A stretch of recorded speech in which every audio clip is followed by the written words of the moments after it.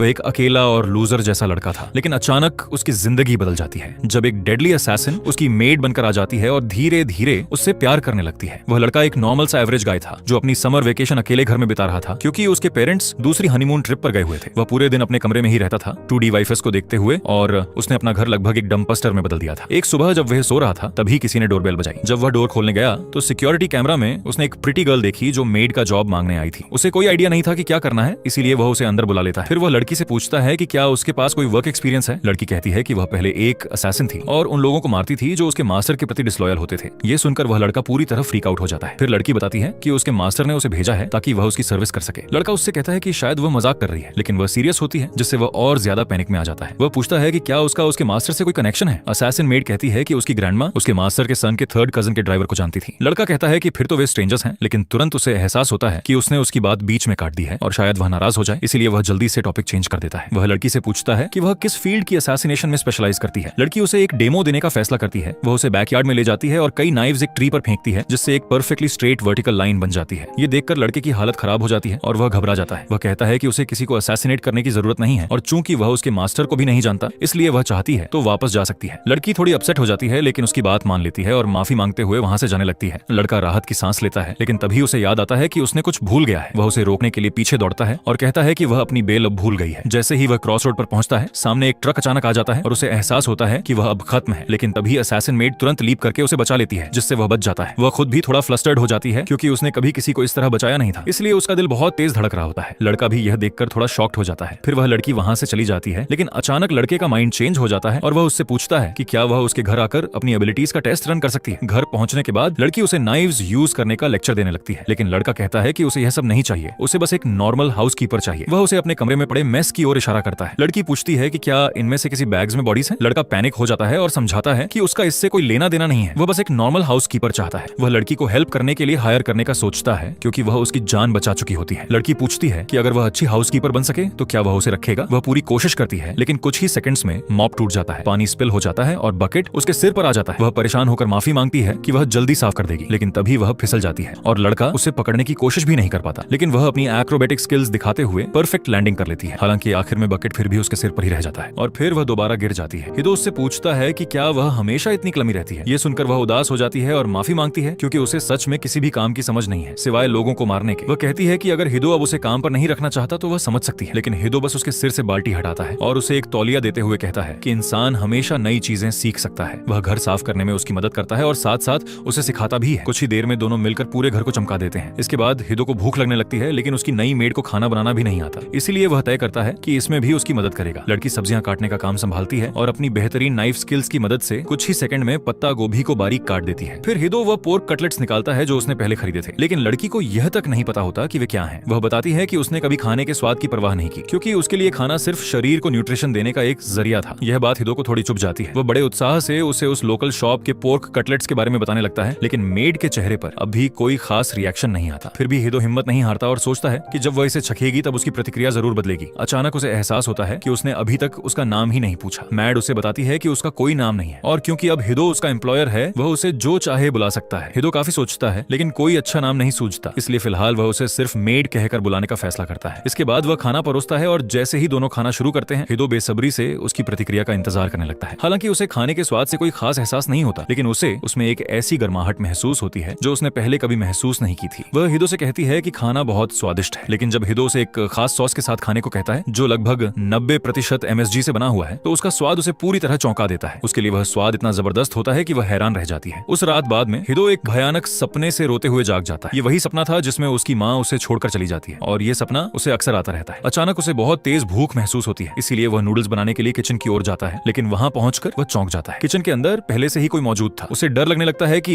हिदो को अचानक डर लगने लगता है कि कहीं यह असैसिन मेड उसका भरोसा जीतकर उसे मारने की कोशिश तो नहीं कर रही। वह घबराते हुए धीरे धीरे किचन के अंदर झांकता है। वहां उसे मेड दिखाई देती है जिसके चेहरे पर लाल रंग का एक दाग लगा हुआ था। ये देखकर हिदो बुरी तरह घबरा जाता है, लेकिन जैसे ही वह उसकी ओर मुड़ती है उसके हाथ में सॉस की एक बोतल दिखाई देती है। ये देखकर हिदो राहत की सांस लेता है। मेड घबरा जाती है, लेकिन हिदो उसे शांत रहने को कहता है क्योंकि वह समझ सकता है कि आधी रात को अचानक भूख लगना कैसा होता है। इसके बाद वह बचा हुआ खाना और कप नूडल्स तैयार करता है ताकि दोनों मिलकर मिडनाइट स्नैक कर सकें। खाना खाने के बाद मेड उससे पूछती है कि क्या वह अभी कोई बुरा सपना देख रहा था। वह बताती है कि जब वह किचन की ओर जा रही थी तब उसने उसके कमरे से कराहने की आवाज सुनी थी। उसे लगा कि शायद कोई उस पर हमला कर रहा है, इसीलिए वह चुपके से उसके कमरे में घुस गई, लेकिन वहाँ उसने देखा कि हिदो नींद में रो रहा था। यह सुनकर हिदो काफी शर्मिंदा हो जाता है। फिर मेड बताती है कि वह बार बार अपनी माँ का नाम पुकार रहा था। इसके बाद मेड उसे अपने सपने के बारे में बताती है। वह कहती है कि उसने सपने में सॉस की एक बहुत बड़ी बोतल देखी जो उससे बातें कर रही थी, लेकिन जैसे ही वह उसे चाटने के लिए आगे बढ़ी वह अचानक गायब हो गई। यह सुनकर हिदो पूरी तरह हैरान रह जाता है। फिर मेड बताती है कि यह उसके लिए एक बिल्कुल नया अनुभव था, क्योंकि अब तक उसके सारे सपने सिर्फ लोगों को मारने या खुद मारे जाने के बारे में होते थे। इसी वजह से उसे बुरा लग रहा है कि हिदो ने इतना खराब सपना देखा, लेकिन उसे समझ नहीं आया कि उसे कैसे दिलासा दे। हिदो उसे समझाता है कि यह कोई बड़ी बात नहीं है। वह कहता है कि जब से उसकी माँ परिवार को छोड़कर गई है तब से उसे अक्सर ऐसे सपने आते रहते हैं। वह बताता है कि बचपन में जब भी उसे बुरे सपने आते थे वह अपनी माँ की गोद में सो जाया करता था। ये सुनते ही मेड तुरंत कहती है कि वह अपनी गोद को उसके लिए तकिया बना सकती है। यह सुनकर हिदो बुरी तरह घबरा जाता है और कहता है कि अब वह कोई छोटा बच्चा नहीं है, इसीलिए उसे इसकी जरूरत नहीं है। लेकिन अंदर ही अंदर वह समझ रहा था कि उसे लगता है कि वह किसी भी इंसान की गोद में आराम नहीं कर सकता। यह बात सुनकर मेड को अचानक खालीपन और बेकार होने का एहसास होने लगता है। उसे अपने पिछले एम्प्लॉयर की बातें याद आने लगती हैं, जिसने उससे कहा था कि वह सिर्फ लोगों को मारने के काम की है। ये सोचकर उसे ठंड महसूस होने लगती है। तभी अचानक हायो अपना सिर उसकी गोद में रख देता है। मेड को तुरंत गर्माहट महसूस होती है और वह उससे कहती है कि वह जितनी देर चाहे उसकी गोद में सो सकता है। अगले दिन मेड कचरे को काट काट कर छोटा करने लगती है ताकि वह कम्पैक्ट हो जाए। हायो ये देखकर काफी इंप्रेस हो जाता है। जब वह कचरा फेंकने के लिए बाहर जाता है तो उसे अपने दरवाजे के सामने एक पपी मिलता है जिसे किसी ने उसके भरोसे छोड़ दिया था। हायो गुस्सा हो जाता है और सोचता है कि क्या उसका घर कोई ऑर्फनेज है जो हर स्पीशीज के आवारा जानवरों को अपनाता रहता है। जब मेड बॉक्स में रखी एक नोट पड़ती है तो उसमें लिखा होता है कि पपी के ओनर ने उसे यह सोचकर खरीदा था कि वह स्मॉल ब्रीड का होगा, लेकिन वह असल में एक लार्ज ब्रीड निकला। ओनर के पास उसे पालने के लिए न तो पैसे थे और न ही समय, इसलिए उसने पपी को मोहल्ले के सबसे अमीर दिखने वाले घर के सामने छोड़ दिया और अब उम्मीद कर रहा है कि जिसे भी यह पपी मिले वही इसे पाल ले। हायो इस बात से परेशान हो जाता है, लेकिन फिर भी वह पपी को अडॉप्ट करने का फैसला करता है क्योंकि गर्मियों की इस हीट में वह बाहर जिंदा नहीं रह पाएगा। हायो की यह बात सुनकर मेड को अपने अतीत का कोई गहरा ट्रॉमा याद आ जाता है। वह उससे कहती है कि बिना सोचे समझे किसी की जान बचाना हमेशा सबसे अच्छा फैसला नहीं होता। उसका मानना था कि यही सही काम है और जिन्हें दूसरे लोग छोड़ देते हैं उन्हें अपने दम पर मजबूत बनना चाहिए ताकि वे खुद जीवित रह सकें। वह हायो से कहती है कि अगर वह पपी पर दया दिखाएगा तो हो सकता है कि भविष्य में उसे अपने इस फैसले पर पछतावा हो, लेकिन हायो बस इतना कहता है कि वह ऐसी बातों को लेकर ज्यादा फिलोसॉफिकल नहीं होता। वह पप्पी को अपनी बाहों में उठा लेता है और मेड से पूछता है कि क्या उसने उसे कल दया की वजह से बचाया था या फिर किसी की जान बचाना उसकी स्वाभाविक इंस्टिंक्ट थी। हायो कहता है कि जिन लोगों को हम बचा सकते हैं उन्हें बचाना इंसानी इंस्टिंक्ट है। ये कहकर वह पपी को घर के अंदर ले जाता है। हायो को पपी बहुत क्यूट और फ्लफी लगता है। वह मेड से पूछता है कि क्या वह भी उसे गोद में लेना चाहेगी। मेड मना कर देती है और हायो के पपी को उसकी तरफ लाने पर थोड़ा दूर हट जाती है। हायो उससे पूछता है कि क्या उसे कुत्तों से डर लगता है। ये सुनकर मेड शर्मिंदा हो जाती है और स्वीकार करती है कि हाँ, उसे कुत्तों से थोड़ा डर लगता है। हालांकि वह यह भी कहती है अगर हायो उसे पपी को पकड़ने और उसके साथ खेलने का आदेश देगा तो वह अपने डर के बावजूद उसका कमांड मानेगी। लेकिन हायो उससे कहता है कि उसे खुद को मजबूर करने की जरूरत नहीं है। फिर वह पूछता है कि आखिर उसे कुत्तों से डर क्यों लगता है। इस पर मेड बताती है कि जब उसका मास्टर उसे असैसिन बनने की ट्रेनिंग दे रहा था तब उसने उसे जंगली कुत्तों के बीच जंगल में छोड़ दिया था। उस घटना ने उसे इतना गहरा ट्रॉमा दिया कि वह जिंदगी भर उसके साथ रहने वाला है। ये सुनकर हायो कहता है कि यह तो एक गंभीर समस्या है क्योंकि फिलहाल वह पपी को घर में ही रखने की योजना बना रहा है और उसे उम्मीद थी कि मेड उसकी देखभाल करने में मदद करेगी। उसकी बातें यूकी के दिल पर गहराई से असर करती हैं। अपने नए मास्टर के लिए और ज्यादा यूजफुल बनने के लिए वह अपने डर को हराने का फैसला करती है और पूछती है कि क्या वह पप्पी को गोद में ले सकती है। यो उसे पप्पी पकड़ने देता है। जैसे ही युकी उसे अपनी बाहों में लेती है वह पुराने नोकिया फोन की तरह कांपने लगती है जबकि पप्पी आराम से उसकी गोद में लेटा रहता है। यो उससे पूछता है कि आखिर उसे डर किस बात का है। यूकी कहती है कि उसके शार्प क्लॉज और फैंग से, लेकिन हायो कहता है कि पप्पी तो काफी क्यूट और इनोसेंट लगता है। अचानक पप्पी उसकी उंगली चबाने लगता है। यूकी इतनी बुरी तरह घबरा जाती है कि लगभग उसे खिड़की से बाहर फेंक देती, लेकिन लकीली हियो समय रहते उसे रोक लेता है और पप्पी को अपने पास ले लेता है जबकि यूकी जमीन पर बैठकर अपनी सांसें संभाल रही होती है। पप्पी हियो की उंगलियां भी काटने लगता है। तब हायो समझ जाता है कि उसके दांत निकल रहे हैं और उनमें खुजली हो रही है, इसलिए वह उसे पास की पेट शॉप में चेकअप के लिए ले जाता है और कुछ जरूरी सामान भी खरीदता है। घर लौटने पर हायो शॉपिंग में मदद करने के लिए यूकी को थैंक यू कहता है। यूकी अचानक जवाब देती है कि उसने हायो जैसा दयालु इंसान पहले कभी नहीं देखा। वह कहती है कि उसके पुराने काम में लोगों को मारना ही सब कुछ था और फेलियर कोई ऑप्शन नहीं था, लेकिन हायो ने उसके लगभग हर काम गलत करने के बावजूद उसके साथ हमेशा अच्छा व्यवहार किया। फिर वह पूछती है कि वह उसके लिए और ज्यादा यूजफुल कैसे बन सकती है और क्या वह सच में उसके साथ रहने लायक है। हायो जवाब देने ही वाला होता है कि पपी भागने लगता है। वह उसे पकड़ लेता है और फिर यूकी से कहता है कि शायद वह असैसिन बनना छोड़कर एक नॉर्मल गर्ल की तरह जीना चाहती थी। वह कहता है कि अब उसके पास वही मौका है, इसलिए उसे ज्यादा सोचने की जरूरत नहीं है। यह सुनकर यूकी को एहसास होता है कि असैसिन के रूप में काम करते हुए उसने कभी यह सोचा ही नहीं था कि वह यह जीवन छोड़ सकती है। लोगों को मारना ही उसके अस्तित्व का कारण बन गया था और उसे लगता था कि अगर उसने यह काम छोड़ दिया तो वह बेकार हो जाएगी। तभी हियो उसे खूबसूरत सनसेट देखने के लिए कहता है। यूकी उसके पास जाकर सनसेट देखने लगती है और सोचती है कि अगर वह हियो के साथ रही तो शायद वह समझ पाएगी कि वह वास्तव में जिंदगी से क्या चाहती है। फिर हायो उससे कहता है कि जब वह पहली बार उसके घर आई थी तब वह बहुत डर गया था क्योंकि उसने असली जिंदगी में कभी असैसिन नहीं देखा था, लेकिन उसे जानने के बाद उसे एहसास हुआ कि वह दिल से एक अच्छी इंसान है। यह सुनकर यूकी को अपना बचपन याद आ जाता है जब उसके माता पिता उसकी तारीफ किया करते थे। वह अचानक हायो से पूछती है कि वह फिर से एक नॉर्मल गर्ल कैसे बन सकती है। हियो उसे सबसे पहली सलाह फेलियर्स के बारे में देता है। वह कहता है कि जो काम वह उससे करवाता है वे सभी उसके लिए नए हैं, इसीलिए फेल होना बिल्कुल नॉर्मल है। उसे अपनी गलतियों का बोझ नहीं उठाना चाहिए। बाद में यूकी डिनर बनाने की तैयारी करती है और इस बार कैबेज को बिल्कुल नॉर्मल तरीके से काटती है। उसे लगता है कि चीजों को नॉर्मल तरीके से करना कहीं ज्यादा आसान है और उसमें ज्यादा कंसंट्रेशन भी नहीं लगती। तभी पपी उसके पास आता है और उसकी टांग से रगड़ने लगता है। यूकी घबरा जाती है और नाइफ उसकी तरफ तान देती है क्योंकि उसे लगता है कि पपी पीछे से उस पर हमला करने वाला था। लेकिन जब वह पपी को कांपते हुए और कमजोर हालत में देखती है तब उसे समझ आता है कि वह सिर्फ भूखा है। वह पपी को खाना खिलाती है और अपने डर को हराने के लिए उसे छूने की कोशिश करती है। तभी हायो कमरे में आ जाता है और उसे चौंका देता है। हायो ये देखकर इंप्रेस हो जाता है कि यूकी ने पपी को खाना खिलाया। वह उसका धन्यवाद करता है और फिर पपी को प्यार से सहलाने लगता है। पपी का फर बहुत फ्लफी था, इसलिए हायो उसका नाम मचाई रख देता है। सबको यह नाम पसंद आता है। इसके बाद हायो यूकी की तारीफ करते हुए कहता है कि वह अपने काम में पहले से बेहतर हो गई है। इतनी अप्रिशिएशन पाकर यूकी भावुक हो जाती है और कहती है कि अगर हायो बिजी हो तो वह मचाई की देखभाल कर सकती है। हायो उसकी डॉग फोबिया को लेकर चिंतित होता है, लेकिन यूकी कहती है कि अगर उसे नॉर्मल बनना है तो सबसे पहले अपने डर को हराना होगा। उसकी डिटर्मिनेशन देखकर हियो प्रभावित हो जाता है। वह यूकी को गाइड करता है और यूकी धीरे धीरे माछाई को सहलाने लगती है। फिर उसे गोद में उठा लेती है। जब वह उसके बेली पर हाथ फेरती है तो उसे एहसास होता है कि उसका डर बेवजह था और पप्पी वास्तव में बहुत अच्छा है। इसके बाद वे डिनर के लिए बैठते हैं। यूकी एक बार फिर सॉस के प्यार में पड़ जाती है। वह जल्दी से अपना खाना खत्म कर देती है। जब हेचायो उससे पूछता है कि क्या वह सेकंड सर्विंग चाहती है तो वह कहती है कि उसे अपने मास्टर को ऐसी छोटी बातों के लिए परेशान नहीं करना चाहिए, लेकिन उसका शरीर उसकी बातों के उलट खुद ही प्लेट आगे बढ़ा देता है। हियो हंसते हुए कहता है कि उसे हर समय इतना हेजिटेट करना बंद करना चाहिए और जो चाहिए वह खुलकर मांग लेना चाहिए। ये सुनते ही यूकी मौका पकड़ लेती है और उससे उसे एक नाम देने की रिक्वेस्ट करती है। हियो उससे उसकी बर्थडे के बारे में पूछता है। यूकी बताती है कि उसे सिर्फ इतना पता है कि उसके जन्म वाले दिन बहुत बर्फबारी हो रही थी। तब हायो उसका नाम यूकी रखता है, जिसका मतलब स्नो होता है। शुरू में यह नाम सुनकर यूकी को बुरी यादें आती हैं, क्योंकि उसका पिछला मास्टर भी उसे यूकी कहता था और कहता था कि वह स्नो की तरह कोल्ड ब्लडेड है। उसे यह नाम पसंद नहीं था, लेकिन जब हियो स्नो और विंटर के प्रति अपना प्यार बताता है तो वह इस नाम को स्वीकार कर लेती है। वह मुस्कुराकर हायो का धन्यवाद करती है और फिर किसी सिली पोकेमोन की तरह बार बार यूकी यूकी दोहराने लगती है। अगले दिन जब यूकी मचाई के साथ खेल रही होती है तब हायो उसके पास एक पियर्सिंग गन लेकर आता है। वह अपने दोस्तों के सामने कूल दिखने के लिए पियर्सिंग करवाना चाहता था, लेकिन उसे खुद करने का कॉन्फिडेंस नहीं था, इसलिए वह युक्की से यह काम करने को कहता है। युक्की यह काम स्वीकार कर लेती है, लेकिन जैसे ही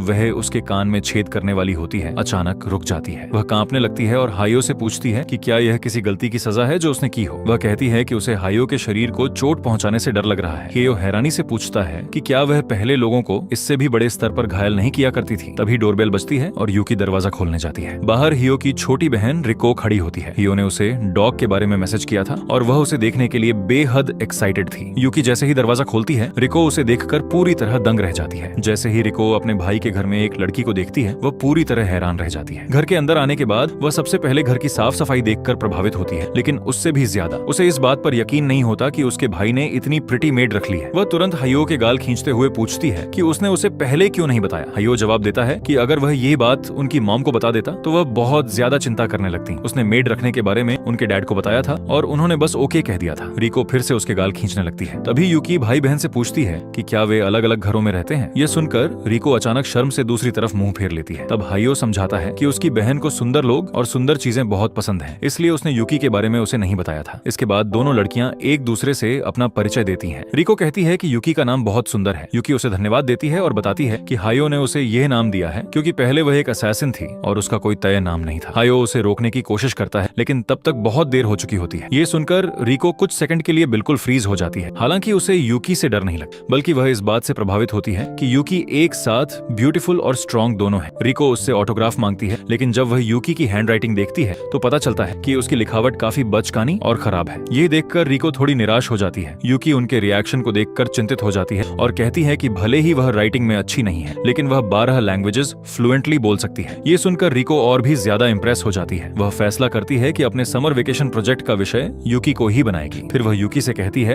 कि सबसे पहले उसे अपनी असैसिन स्किल्स दिखानी चाहिए। हायो तुरंत अपनी बहन को रोकता है और कहता है कि वह ऐसी कोई बात न लिखे जिससे यूकी किसी परेशानी में पड़ जाए, लेकिन रिको कहती है कि वह सब कुछ फिक्शन बताकर पेश कर देगी। इसके बाद वह फिर से यूकी की तरफ मुड़ती है। यूकी उसे बैकयार्ड में आने के लिए कहती है ताकि वह अपनी एबिलिटीज दिखा सके। कुछ देर बाद रिको अपने सिर पर एक एप्पल रखकर खड़ी हो जाती है और उसे यूकी के एम पर जरा भी शक नहीं होता। रिको को यूकी के एम पर जरा भी शक नहीं होता, जबकि यूकी उसके सिर पर रखे एप्पल पर नाइफ फेंकने की तैयारी कर रही होती है। अगले ही पल यूकी का नाइफ सीधा एप्पल के बिल्कुल सेंटर में जाकर लगता है। ये देखकर रिको बेहद एक्साइटेड हो जाती है। वह यूकी से पूछती है कि उसने वह नाइफ निकाला कहाँ से। यूकी जवाब देती है कि वह उसे अपने कपड़ों के अंदर छिपा कर रखती। वह बताती है कि पहले वह अपने साथ 16 नाइव्स रखती थी, लेकिन हायो ने कहा कि यह बहुत ज्यादा है, इसीलिए अब वह सिर्फ 5 नाइव्स ही रखती। इसके बाद रिको और भी सवाल पूछने लगती, लेकिन तभी उसके पेट से जोर की आवाज आती है। हियो हंसते हुए कहता है कि लंच टाइम होने वाला है। रिको यूकी से उसके सिग्नेचर डिश बनाने की रिक्वेस्ट करती, लेकिन कुकिंग के नाम पर यूकी को सिर्फ कैबेज काटना ही आता था और जाहिर है कि वे सिर्फ कैबेज खाकर नहीं रह सकते थे, इसलिए तीनों बाहर जाकर बिग मैक्स खाने का फैसला करते हैं। वहां रिको की नजर एक पोस्टर पर पड़ती है जिसमें रात को होने वाले समर फेस्टिवल का एडवर्टाइजमेंट था। हियो यूकी को बताता है कि उस फेस्टिवल में एक खास तरह की सॉस मिलती है। सॉस का नाम सुनते ही यूकी के मुंह में पानी आ जाता है। वह तुरंत हायो से उसे फेस्टिवल ले चलने की रिक्वेस्ट करती है। हायो खुशी खुशी मान जाता है। रात को तीनों फेस्टिवल पहुंचते हैं। सबसे पहले वे शूटिंग गेम खेलते हैं। रिको एक भी टारगेट नहीं मार पाती। फिर यूकी अपनी स्किल्स दिखाने के लिए गन उठाती है, लेकिन वह भी कुछ नहीं मार पाती क्योंकि गन टेढ़ी थी। ये देखकर वह खुद पर शक करने लगती है कि कहीं वह असैसिन बनने के लायक ही नहीं है। इसके बाद वे गोल्डफिश स्कूपिंग खेलते हैं। इस बार यूकी अपनी शानदार स्किल्स दिखाने में सफल रहती है। फिर वे सॉस शॉप जाते हैं जहां यूकी स्वादिष्ट सॉस लगे क्रैकर्स बड़े मजे से खाती है। कुछ देर बाद रिको कुछ ड्रिंक्स खरीदने चली जाती है। तब तक हायो और यूकी पास में बैठकर उसका इंतजार करने लगते हैं। इंतजार करते हुए हायो उससे पूछता है कि क्या वह पहले कभी फेस्टिवल्स में गई है। यूकी कहती है कि वह फेस्टिवल्स में तो गई थी, लेकिन सिर्फ अपने टारगेट्स को मारने के लिए। अपने अंधेरे अतीत को याद करके उसका चेहरा उदास हो जाता है। लेकिन तभी अचानक आसमान में फायरवर्क्स शुरू हो जाते हैं। रंग बिरंगी आतिशबाजी देखकर यूकी मंत्रमुग्ध रह जाती है। कुछ देर बाद रिको ड्रिंक्स लेकर लौटती है और दोनों के बीच बैठकर फायरवर्क्स का आनंद लेने लगती है। फेस्टिवल खत्म होने के बाद तीनों घर लौटने लगते हैं, लेकिन तभी अचानक एक बाइकर तेज रफ्तार से उनकी तरफ आता है। किसी की चीख सुनाई देती है कि वह एक रॉबर है जिसने लोगों का सामान चुरा लिया है। वह लगभग रिको को टक्कर मार देता, लेकिन यूकी समय रहते उसे बचा लेती है। हायो तुरंत दोनों की हालत देखने दौड़ता है। उसे राहत मिलती है कि किसी को चोट नहीं आई, लेकिन वह उस रॉबर पर बहुत गुस्सा होता है क्योंकि उसने निर्दोष लोगों को लूटा और राहगीरों की जान खतरे में डाली। हियो कहता है कि ऐसे लोगों को सजा मिलनी चाहिए। यूकी तुरंत इसे अपनी मिशन समझ लेती है। हायो उसे रोक भी नहीं पाता कि वह स्पाइडरमैन की तरह बिल्डिंग पर चढ़कर रॉबर का पीछा करने लगती है। रिको एक्साइटेड होकर कहती है कि उन्हें भी यूकी के पीछे जाना चाहिए क्योंकि वह उसे रॉबर की पिटाई करते देखना चाहती है। दोनों यूकी का पीछा करते हैं। यूकी छतों पर छलांग लगाते हुए जल्दी ही बाइकर तक पहुंच जाती है। वह बिल्डिंग से कूदती है और 2 नाइव्स फेंककर उसकी बाइक के टायर्स फोड़ देती है। बाइक नियंत्रण खो देती है और एक एली में जाकर क्रैश हो जाती है। जब तक हायो और रिको वहां पहुंचते हैं, यूकी अपने नाइव्स निकालकर रॉबर के सामने खड़ी होती है। ये देखकर हायो घबरा जाता है और उससे कहता है कि वह उसे मारे नहीं, लेकिन यूकी बस उसके हेलमेट पर हल्की सी टैप मारती है और कहती है यही तुम्हारी सजा है। ये देखकर हायो राहत की सांस लेता है। फिर यूकी उसकी तरफ मुड़कर कहती है कि उसने वही किया है जो उसे सही लगा। जिस महिला को उस बाइकर ने लूटा था वह एक पुलिसमैन के साथ वहां पहुंच चुकी थी ताकि उसे अरेस्ट किया जा सके। इसके बाद हियो, यूके और रिको अपने घर की ओर चल पड़ते हैं। रास्ते में रिको यूके से कहती है कि जब वह स्कूल में अपने दोस्तों को उसके बारे में बताएगी तो वे बहुत सरप्राइज हो जाएंगे। यूके स्कूल के बारे में सुनकर उत्सुक हो जाती है क्योंकि वह कभी स्कूल नहीं गई थी। रिको उसे बताती है कि स्कूल एक मजेदार जगह होती है, बस तब तक जब तक कोई साइलेंट किड अचानक सेमी ऑटोमेटिक लेकर ना आ जाए। वहाँ दोस्त बनाए जा सकते हैं और बहुत कुछ सीखा जा सकता है। इतना कहकर रिको अपने घर की ओर दौड़ने लगती है। उसकी बातें सुनकर यूके की स्कूल में दिलचस्पी बढ़ जाती है। वह हियो से कहती है कि शायद स्कूल जाना उसे एक नॉर्मल इंसान बनने में मदद कर सकता है। हियो भी उसकी बात से सहमत हो जाता है। हालांकि वह मन ही मन सोच रहा था कि क्या उसकी उम्र में वह स्कूल में एडमिशन लेने के योग्य भी है या नहीं। समय बीतता है और समर वेकेशन खत्म हो जाती है। हियो नए हाई स्कूल ईयर की शुरुआत करने के लिए वापस स्कूल जाता है। वह सोच रहा होता है कि यूके घर पर अकेले ठीक रहेगी या नहीं। तभी उसका एक दोस्त वहाँ आता है और उससे पूछता है कि क्या उसने शहर में घूम रही एक खूबसूरत मेड कॉस्प्लेयर के बारे में सुना है। ये सुनते ही हियो अपना ड्रिंक उगल देता है। इसके बाद वह ऐसे बिहेव करता है जैसे उसे इस बारे में कुछ भी नहीं पता ताकि उसके दोस्त उससे ज्यादा सवाल न पूछें। उसका एक दोस्त बताता है कि उसने उस खूबसूरत मेड को कई बार लाइब्रेरी में देखा है। ये सुनकर हियो सोचने लगता है कि आखिर यूके लाइब्रेरी में क्या करने जाती होगी। उसी समय उनकी टीचर क्लास में आती हैं और सभी को बताती हैं कि आज उनकी क्लास में एक नई ट्रांसफर स्टूडेंट आने वाली है। नई स्टूडेंट और कोई नहीं बल्कि यूके ही होती है। उसे देखकर हियो पूरी तरह फ्रिक आउट हो जाता है। टीचर यूके का परिचय हियो की कजन के रूप में करवाती है और उसे हियो के सामने वाली सीट पर बैठने को कहती है। हियो अभी तक समझ ही नहीं पा रहा था कि आखिर हो क्या रहा है, लेकिन जैसे ही यूके उसकी ओर मुड़कर कहती है कि वह अपने मास्टर के साथ पढ़ाई करने के लिए उत्साहित है, पूरी क्लास अचानक हियो से जेलस होने लगती है। बाकी दिन हियो के लिए बेहद मुश्किल साबित होता है। स्कूल खत्म होने के बाद जब रिको उससे मिलने आती है तब तक वह लगभग पत्थर बन चुका होता है। तभी उसे एहसास होता है कि इस सब के पीछे रिको का ही हाथ था। रिको खुशी से उछलते हुए बताती है कि यह उसका बड़ा सरप्राइज था। ये सुनकर हियो और भी ज्यादा निराश हो जाता है। घर लौटते समय रिको बताती है कि यूके बहुत तेज लर्नर है और उसने सिर्फ 3 दिनों में लगभग हर चीज की बेसिक्स सीख ली थी। हियो कहता है कि उसे इस बात से ज्यादा हैरानी इस बात पर है कि यूके को स्कूल में एडमिशन कैसे मिला और खासकर उसकी ही क्लास में कैसे मिला। वह यह भी पूछता है कि उसे उसकी कजन होने का नाटक करने की क्या जरूरत थी और उससे यह सब छिपाकर क्यों रखा गया। यूके जवाब देती है कि कजन बनने का आइडिया रिको का था, क्योंकि इससे उसे एक बिलीवेबल बैक स्टोरी मिल जाती। जहां तक एडमिशन की बात है, उसने अंडरवर्ल्ड में अपने कुछ कनेक्शंस का इस्तेमाल किया था। इसके बाद वह बताती है कि रिको ने उसे हियो को एडमिशन के बारे में कुछ भी न बताने के लिए कहा था, क्योंकि बाद में उसकी रिएक्शन देखना ज्यादा मजेदार होता। यह सुनकर हियो रिको के सिर पर हल्का सा मारता है। यूके को लगता है कि शायद हियो नाराज हो गया है, लेकिन हियो उसे बताता है कि वह नाराज नहीं है, बस अभी भी शॉक में है। फिर वह कहता है कि अब से उन्हें अपना हाई स्कूल लाइफ साथ में एंजॉय करना चाहिए। अगले दिन जैसे ही लंच ब्रेक शुरू होता है, सभी स्टूडेंट्स कैंटीन की तरफ दौड़ पड़ते हैं ताकि वे स्पेशल कात्सुता ब्रेड खरीद सकें, जो हफ्ते में सिर्फ एक दिन बेची जाती है। यूके यह देखकर हैरान हो जाती है और पूछती है कि आखिर यह इतनी खास क्यों है। हियो उसे बताता है कि कत्सुडा बेकरी बहुत मशहूर है और स्कूल का उनके साथ टाई अप है। इसी वजह से वे हफ्ते में एक बार अपने डिलीशियस ब्रेड स्टूडेंट्स को बेचते हैं, लेकिन उनकी संख्या बहुत कम होती है, इसलिए हर कोई सबसे पहले उसे खरीदने के लिए दौड़ पड़ता है। इसके बाद हियो उसे ब्रेड की अलग अलग वैरायटीज के बारे में बताने लगता है। तभी यूकी ब्रेड के लिए छलांग लागे हुए जती है। हियो सोचता है कि अगर यूकी उनके सामने उतर गई तो लोग उसे अजीब समझेंगे, लेकिन यूकी एक शॉर्टकट लेती है और एक बिल्डिंग से दूसरी बिल्डिंग पर छलांग लगा देती है। वह पूरी तरह संतुलन बनाए रखते हुए नई बिल्डिंग की रेलिंग पर उतरती है। इसके बाद वह ब्रेड स्टोर के ठीक सामने जमीन पर उतरती है और बड़े आराम से अंदर चली जाती है। वहां वह अपने लिए एक स्टफ्ड ब्रेड और हियो के लिए एक सैंडविच ऑर्डर करती है, लेकिन जब वह वापस हियो के पास लौटती है तो वह काफी निराश दिखाई दे रही होती है, क्योंकि दुकान वाली महिला ने उसे बताया था कि एक व्यक्ति सिर्फ एक ही ब्रेड खरीद सकता है। यूकी हियो से माफी मांगती है क्योंकि उसने स्टफ्ड ब्रेड अपने लिए खरीद लिया था और हियो के लिए कैफेटेरिया से एक रेगुलर स्टफ्ड ब्रेड ले आई थी। हियो कहता है कि वह रेगुलर ब्रेड ही खा लेगा। तब यूकी धीरे से उसे कात्सुता ब्रेड देने की पेशकश करती है, लेकिन हियो उसे कहता है कि वही उसे खाए, क्योंकि वह पहले भी उसे खा चुका है और यह ठीक नहीं होगा अगर वह उसे खा ले, जबकि उसे जीत कर यूकी लाई थी। ये सुनकर यूकी बहुत खुश हो जाती है और ब्रेड खाने लगती है। वहीं हियो सिर्फ उसे खुश देखकर ही खुश हो जाता है। अचानक यूकी ब्रेड का एक टुकड़ा तोड़कर हियो को खिलाने लगती है। हियो शर्म से घबरा जाता है, जबकि यूकी वह टुकड़ा सीधे उसके गले तक ठूंस देती है। उस रात बाद में रिको यूकी के साथ रात बिताने के लिए हियो के घर आती है। वह हियो से कहती है कि वह हमेशा से एक बड़ी बहन चाहती थी और एक समय तो उसने हियो को लड़की के रूप में भी इमेजिन कर लिया था। हियो उसे अपनी इमेजिनेशन पर लगाम लगाने के लिए कहता है, लेकिन रिको कहती है कि उसने युक्की को